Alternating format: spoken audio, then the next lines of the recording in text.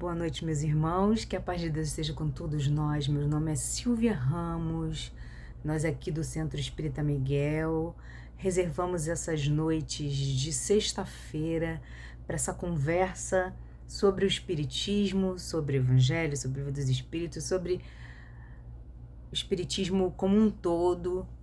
E a gente espera que essa conversa de alguma forma possa nos aproximar e nos auxiliar nos nossos processos evolutivos, tá? Hoje eu vou falar sobre o capítulo do Evangelho segundo o Espiritismo, capítulo 17, Sede Perfeitos. É o ponto número 3, que fala sobre o homem de bem.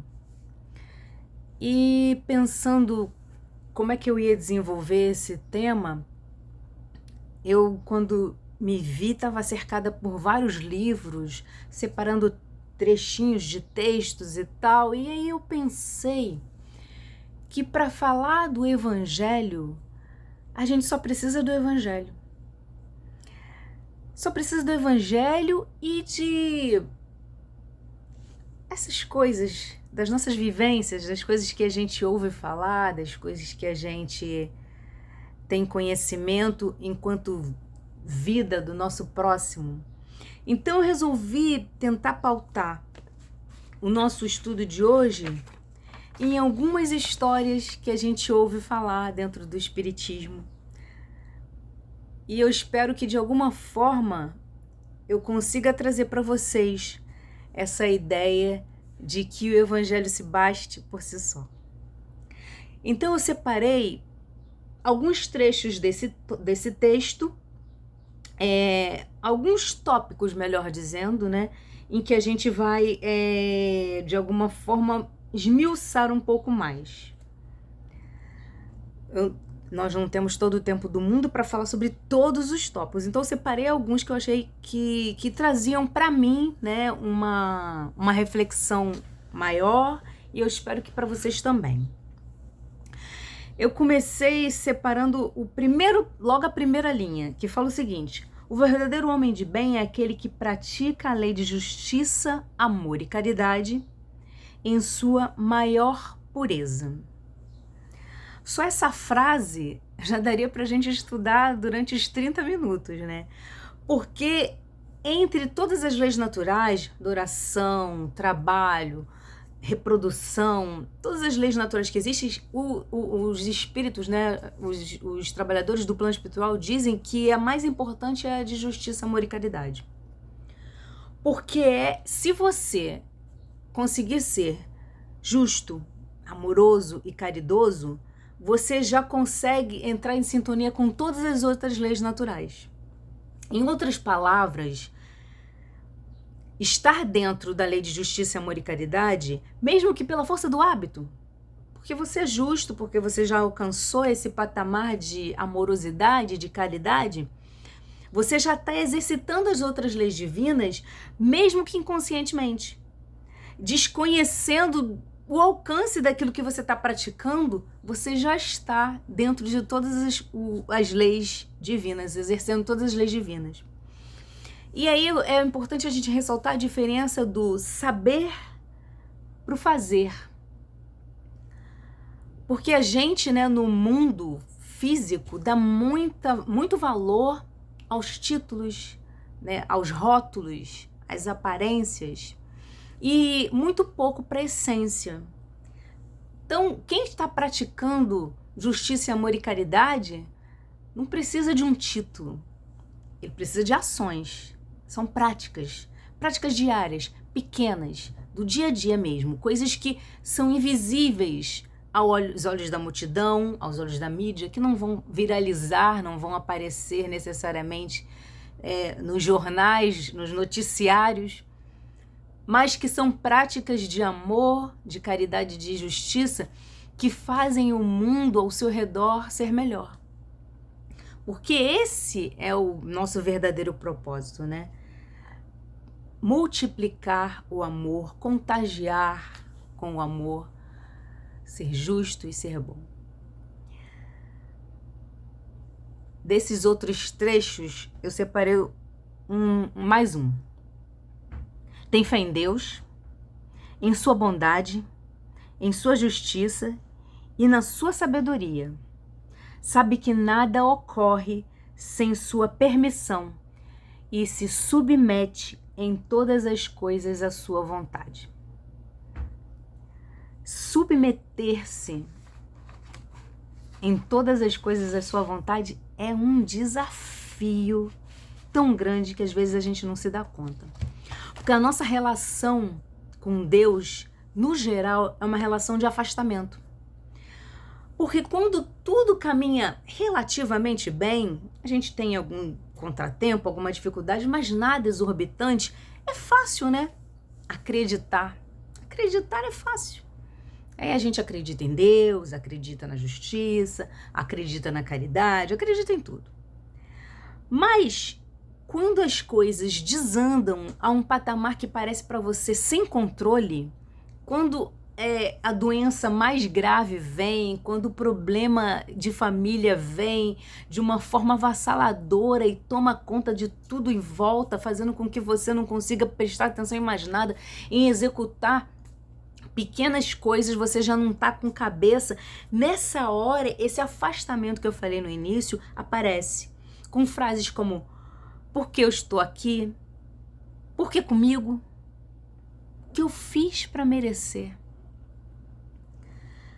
E aí a gente percebe bem a diferença de acreditar e de confiar. Porque o confiar passa por submeter todas as coisas à sua vontade. Submeter todas as coisas, a gente quer submeter algumas, mas quando a gente acha que está tudo parecendo fora do controle, aos olhos do mundo, é importante ressaltar isso, aos olhos do mundo, a gente acha que Deus nos desamparou, a gente acha que não está sendo cuidado, a gente acha que não está sendo amado. Para trazer um exemplo de peso, né, para essa frase da submissão da gente às coisas e à vontade de Deus, eu lembrei de Maria de Nazaré, mãe de Jesus. Maria, uma menina que tinha entre 14 e 16 anos, já sem os pais, casada há pouco tempo com um homem, que recebe uma visita de um anjo, né? Que diz para ela o seguinte: saúda Maria dizendo: alegra-te, cheia de graça, o Senhor está contigo. Eis que conceberás no teu seio e dará luz a um filho e o chamará de Jesus. Ele será grande, será chamado Filho do Altíssimo, e o Senhor Deus lhe dará o trono de Davi. Davi seu pai. Ele reinará na casa de Jacó, e seu reinado não terá fim. Isso está lá em Lucas, capítulo 1, versículo 26 a 33. Diante daquela notícia avassaladora, inusitada, porque eu falei, poxa, peraí, uma gravidez, um filho, né? Menino ou menina, são essas as expectativas da gente quando a gente tá grávida, né? E aí vem um anjo e diz pra você que você vai ter o filho, vai conceber o filho de Deus, que ele vai ter um reinado que vai durar pra sempre, não sei. Olha o tamanho disso na mão de uma menina de 16 anos. E essa menina de 16 anos fala uma frase que eu acho que é muito importante quando a gente fala dessa submissão a todas as coisas à vontade de Deus. Eu sou a serva do Senhor, faça-se em mim segundo a tua palavra. Maria, nesse momento, entrega toda a sua vida a Deus e se submete a tudo que vai acontecer. Até porque, depois que Maria diz essa frase, acontece um monte de coisa ruim, né? Maria passa uma existência toda insegura, sofrendo, correndo, fugindo, com medo, né, das pessoas que estavam em volta, de tudo que o filho estava fazendo e do quanto aquilo refletia na sociedade, na política, no reinado local. Viver nessa tensão deve ser muito difícil e assim mesmo confiar e se submeter. Maria é um exemplo dessa postura de submissão que pode, de alguma forma, nos auxiliar a enfrentar as dificuldades do dia a dia, não as dificuldades pequenas, mas as dificuldades grandiosas, quando a gente tá parecendo que tudo deu errado. A gente respirar fundo e falar: Senhor, eu não sei por que isso está acontecendo, mas eu acredito, eu confio tanto em Ti, que eu sei que é para o meu bem e eu vou aprender alguma coisa com isso. Eu vou sair mais forte dessa luta. Difícil, mas não impossível. Maria nos provou isso. Outro ponto que eu queria ressaltar é uma frase que diz o seguinte: tem fé no futuro, por isso coloca os bens espirituais acima dos bens temporais. Bens espirituais acima dos bens temporais, lembrei de Bezerra de Menezes. Bezerra de Menezes, médico, né? E vivia só daquela profissão, de atender as pessoas. Só que Bezerra fazia consultas gratuitas para pessoas carentes. E diante da dificuldade, né, da desigualdade que existe dentro da nossa sociedade, em dado momento da carreira de Bezerra, Bezerra só estava atendendo pessoas muito pobres, muito carentes, que não tinham condições de pagar a consulta, muito menos de comprar os remédios. Então, Bezerra não tinha coragem de cobrar para essas pessoas. E ele fazia as consultas gratuitas. O seu amigo, tinha um amigo dele, que era a pessoa que era o dono da farmácia em que ele atendia dentro dessa farmácia. Essa pessoa, às vezes, quando saía alguém, a pessoa tinha condições de dar alguma coisa, mesmo que fosse pouco, ele pegava esse dinheiro para, de alguma forma, auxiliar a Bezerra, né, para se sustentar. Porque com essa postura de não cobrar de quem precisava e só atendendo, ao final das contas, só quem precisava, Bezerra acabava ficando sem recursos nenhum e passava por muitas dificuldades financeiras. E esse seu amigo, sabendo dessa postura dele, falava: olha, meu irmão, você saiu aí, teve a sua consulta e tal, se você tiver condições de dar qualquer coisa, mesmo que seja pouco, vai auxiliar e tal. Então ele recolhia algum dinheiro assim. E com essa postura dele, sabendo disso, às vezes ao final do dia ele entregava para Bezerra: aqui, ó, vai lá, compra um leite, um pão, alguma coisa e tal, hoje eu consegui recolher isso. Bezerra, já sabendo disso, em alguns momentos ele ia lá buscar esse dinheiro para poder dar para as pessoas que não tinham condições de comprar os remédios, que não tinham condições de fazer o tratamento que ele estava ministrando. Então, quer dizer, não adiantaria nada ele dizer: ó, você tem isso, e tem que tomar aquilo e aquilo outro. Se a pessoa não tinha um remédio, não ia adiantar nada aquela consulta. Então, querendo efetivamente ajudar, ele acabava pegando algum desse dinheiro e dando para as pessoas que precisavam. Um dia, nesse momento, nessa situação muito, muito ruim, de penúria mesmo, financeira, ele de manhã com a sua esposa comendo o café, ela falou para ele: olha, essa aqui é a última comida que nós temos dentro de casa, não temos absolutamente nada, provavelmente à noite não teremos o que comer, vamos ficar com fome. E ele, antes de sair para mais um dia de trabalho, suspirou, abraçou a esposa e disse para ela que apenas confiassem em Jesus. E saiu para trabalhar. Saindo para trabalhar, ele manteve, né, a sua conduta de sempre, atendendo quem não tem recursos, não cobrando e vivendo aquele dia como mais um dia, apesar de saber que na sua casa não tinha nada para comer. E no final do dia, ele retorna para casa e a sua esposa, assim, estupefata, falou: por que você exagerou desse jeito? Não precisava isso tudo.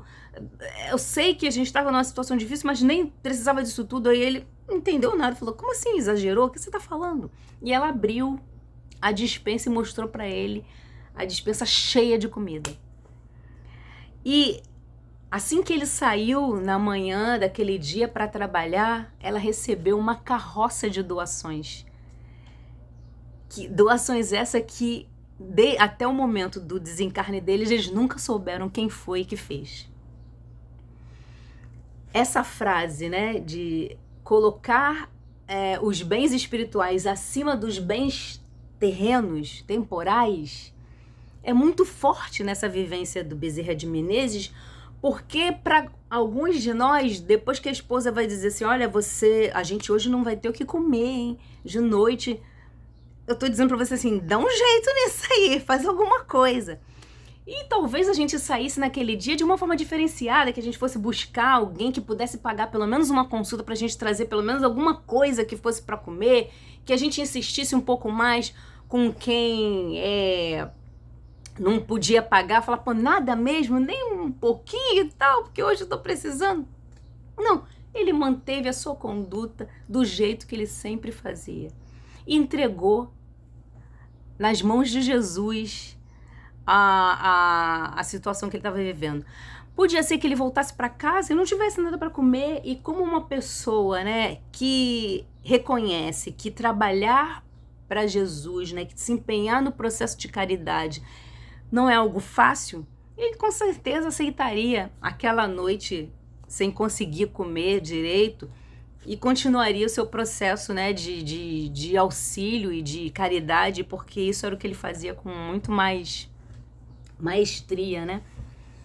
Mas o confiar e colocar os bens espirituais acima dos bens terrenos é um aprendizado que a gente tem que fazer todos os dias. Separei o ponto, mais um ponto aqui, o ponto 3, que diz o seguinte: sabe que todas as vicissitudes da vida, todas as dores, todas as decepções são provas ou expiações, e as aceita sem murmurar. Nessa eu fiquei até confusa, porque tinha uma história, depois tinha outra, no final eu não sabia qual das duas eu colocava, e eu escolhi a história de Chico Xavier, que ele fala sobre o bom anjo. Chico, para quem não sabe, Chico, a mãe de Chico morreu, Chico ainda era criança, devia ter 6, 7 anos, e o pai de Chico, por não conseguir sustentar todos os filhos, distribuiu eles pelos familiares, pelas pessoas da família, né, que podiam de alguma forma ajudar enquanto ele ia trabalhar, fazer alguma coisa, para conseguir de novo juntar aqueles filhos. E quando Chico foi amparado pela sua madrinha, que era uma mulher, segundo mesmo Chico, altamente obsidiada, que tinha muitas atitudes de violência, né, que não faziam nem necessariamente sentido. Era uma punição gratuita para Chico o tempo inteiro, dava surras nele várias vezes ao dia e enfiava garfo na sua barriga, dizia que ele estava possuído pelo demônio e por aí vai. Chico sofria muito e ele começou a rezar e chamar pela mãe que já tinha morrido, e a mãe começou a aparecer para ele, para consolá-lo, para de alguma forma acalentar ele daquela dor, daquilo que ele estava fazendo, estava passando. E uma dessas vezes que a mãe, que é a Maria João de Deus, né? Dona Maria Mãe João de Deus, apareceu para Chico. Chico falou o seguinte: mãe, se a senhora vem nos ver, por que não nos retira daqui? E aí Maria João de Deus o afagou e perguntou para ele: por que você está tão aflito? Tudo no mundo obedece à vontade de Deus. Não perca a paciência. Pede a Jesus, eu pedi a Jesus, para que venha um anjo bom para tomar conta de todos vocês.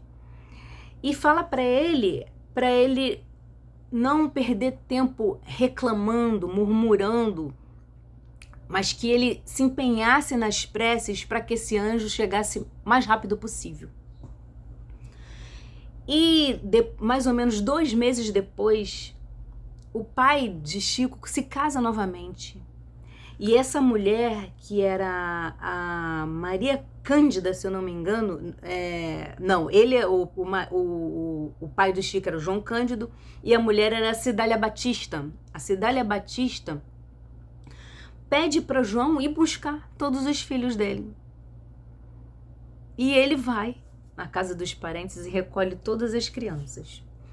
Quando Chico chega, a Cidália abre os braços assim para abraçar, para receber o Chico, e vê a barriga dele toda machucada, né? Ele muito magrinho, muito sofrido. Ela fala, meu Deus, onde que essa criança estava com essa barriga que ninguém viu, ninguém tratou? E ela abre os braços para acolher ele. E ele corre em direção a ela e se abraça. E eles se abraçam. E ela pergunta, você sabe quem eu sou? E aí ele fala, sei, você é o anjo bom que a mamãe disse que ia chegar. E nessa história, a gente consegue perceber como o Chico exercitou, né, a confiança, e mais do que isso, ele compreendeu nesse processo que as vicissitudes, as dores, as decepções da vida eram provas e expiações e que ele precisava aceitá-las e se concentrar no que era mais importante, que era orar, pedindo a Deus para conseguir um anjo bom que o resgatasse daquilo. O que é muito difícil ser feito, né? Quando a gente está sofrendo, é muito difícil a gente conseguir concentrar o nosso olhar naquilo que realmente importa, na lição que a gente vai tirar daquilo, no quanto doente é a pessoa que está te fazendo sofrer, no auxílio espiritual que está aparecendo, porque ele aparece. E às vezes a gente não consegue nem ver porque está absorto pelaquele sofrimento, pelas dores. Então o Chico é um exemplo importante desse foco no que é bom, no que é importante e no que realmente edifica, deixando com que as dores e as expiações façam o seu trabalho de burilamento, sem que a gente mergulhe nessa dor, nesse lamaçal de sofrimento, né? E se veja completamente perdido. Para que a gente não fique perdido, a gente tem que focar. E o foco é no bem e nas lições que a gente precisa aprender. O próximo trechinho que eu separei é o seguinte: encontra satisfação nos benefícios que derrama, nos serviços que presta, na felicidade que espalha, nas lágrimas que seca, nas consolações que dá aos aflitos. Encontrar satisfação na prática da caridade na sua maior definição, na sua mais completa definição. Pensei, que história que a gente pode trazer para exemplificar isso? Eu me lembrei de Benedita Fernandes. Não sei se vocês conhecem a história de Benedita Fernandes. Muitos devem conhecer, mas é sempre bom a gente relembrar. Benedita Fernandes era uma mulher negra, filha de escravos, muito pobre. Teve uma infância sofrida, pobre. E em determinado momento, ela começou a ter processos mediúnicos muito intensos, que a levaram a uma perturbação tão grande que ela fugiu de casa e perambulava pelas ruas, causando transtorno à população. E quando ela perambulava, ela era achincalhada, expulsa, rechaçada. Ela sofria vários tipos de maus tratos, né? Enquanto ela causava esse transtorno todo na cidade em que ela tinha chegado, andando, perambulando sem rumo. E ela acabou sendo presa, porque naquela época, lá em 1800 e pouco, não tinha um tratamento específico para pessoas que tinham problemas psíquicos, né? Problemas mentais. E ela foi recolhida ao cárcere mesmo, uma cadeia comum como qualquer outro. Lá ela encontrou um carcereiro.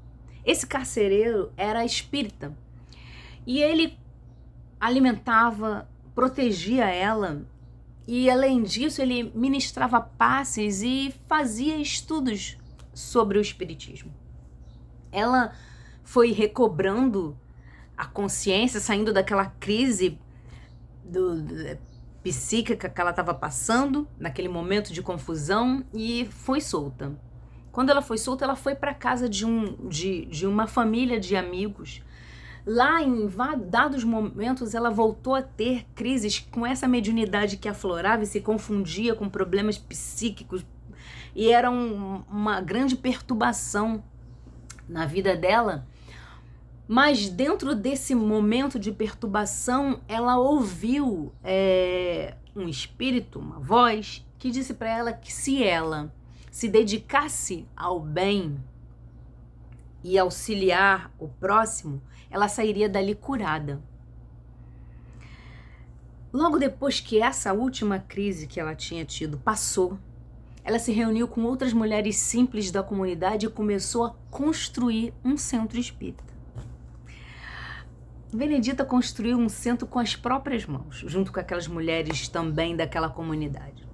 Depois de construir o centro espírita, ela construiu um lar para crianças, ela construiu um abrigo que depois foi unificado com esse lar e virou um sanatório, que era a palavra que era usada, né, para uma clínica psiquiátrica que acolhia pessoas em situação de rua.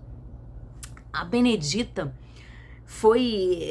encontrou uma das pessoas que ela teve contato nesse momento de loucura, caída no chão, já morta, sendo comida por urubus, e ela prometeu a si mesmo que na cidade dela ninguém mais passaria pelaquela situação de indigência a ponto de morrer sem ninguém que cuidasse dela. Então ela passou a recolher as pessoas que, como ela, apresentavam algum tipo de problema psiquiátrico, que ficavam perambulando pelas ruas. Conta assim a história que a pessoa totalmente desequilibrada, em muitos momentos agressiva, ela se aproximava calmamente, ia conversando, ia falando sobre o evangelho, sobre o espiritismo, ministrando passes, e ela conseguia envolver com umas vibrações de amor aquela pessoa e acolhia aquela pessoa depois na casa dela, fazendo tratamentos. Ela fundou a primeira instituição de tratamentos psiquiátricos da sua cidade, lá acho que era Anápolis, São Paulo. Então, encontrar satisfações nos benefícios que derrama, nos serviços que presta, na felicidade que espalha, nas lágrimas que seca, nas consolações que dá aos aflitos. Benedita, em algum momento da sua vida, tinha uma conturbação tão grande psíquica, porque a gente sabe, né, que o corpo pode estar ótimo, mas se a cabeça não estiver bem, acabou. Você não tem mais o que fazer, você está perdido. O que adianta pernas funcionando muito bem se o seu cérebro não vai te direcionar para o lugar onde você quer ir?